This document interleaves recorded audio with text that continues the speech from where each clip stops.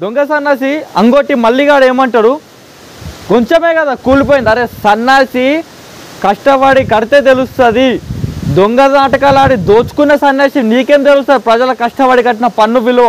ఇంకొకటి పనికి మళ్ళా కేటీఆర్ ఏమంటాడు, అవి జాయింట్స్, అవి పర్రెలు కదా, అవి జాయింట్స్. అరే జాయింట్స్కి పర్రెలకి తేడా తెలియనే నువ్వేం ఐటీ మినిస్టర్ చేసినావు, 10 సంవత్సరాలు నువ్వేం చదువుకున్నావు?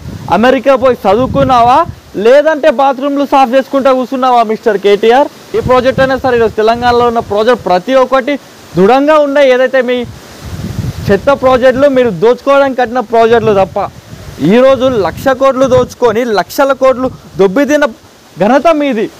ఈరోజు అదే ప్రజలకు ఈరోజు ఈ నిజాం సాగర్ కింద కెనాల్ కట్టిన ఘనత కాంగ్రెస్ పార్టీది. కాంగ్రెస్ పార్టీ కట్టిన కెనాల్ వల్ల ఈరోజు వేల ఎకరాలు ఉమ్మడి నిజామాబాద్లో పండుతున్నాయంటే దానికి కారణం కాంగ్రెస్ పార్టీ.